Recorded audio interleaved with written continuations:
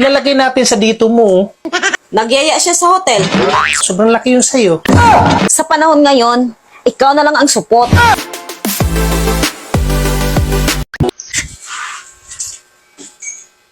Han, may nabili na akong salumpas. Ano gawin mo sa salumpas? Ilalagay natin sa dito mo. Di ba yung iba, bagong kasal, kinabukasan yung babae, may salumpas na kaagad dito sa ulo.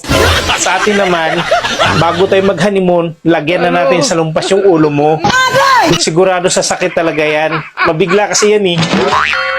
Tigil-tigilan mo nga ako. Paano sasakit ang ulo ko? Halos hindi ko nga maramdaman sa sobrang liit niyang sayo. Huwag ka nga feeling macho. Ano ba ibig sabihin pag nagpapasalamat sa'yo yung tao? Ibig sabihin yan, may nagawa kang kabutihan sa kanya. Hindi ba masama yun? Paano naging masama? Eh, nagpapasalamat na nga sa'yo. Tsaka ano nga pala yung ginawa mo? Bakit tudo pa sa salamat yung tao sa'yo? Nagyaya siya sa hotel. Sumama ako. Pagkatapos, tudot pasalamat siya. Ang sarap pala sa pakiramdam pag nakatulong ka sa kapwa mo, no?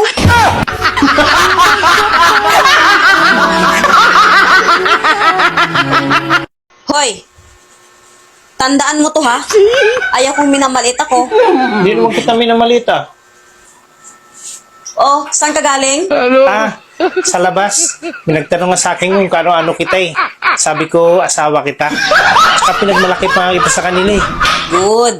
Ganyan dapat. Paano mo ako ipinagmalaki? Sinabi ko na sobrang laki yung sa'yo. Loko ka! Ba't mo sinabi? Di ba ayaw mo na minamalit ka? Kaya sinabi ko na malaki yung sa'yo.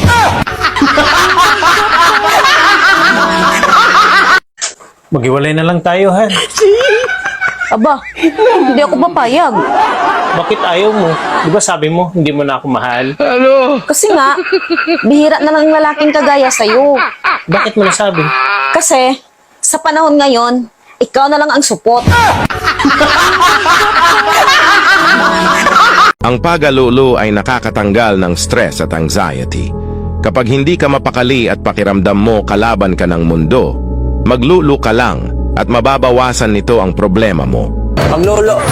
Kapag ang babae nakasmile habang nagte-text, kinikilig yan. Wow! Pero pag ang lalaki nakasmile habang nagte-text, may niloloko yan.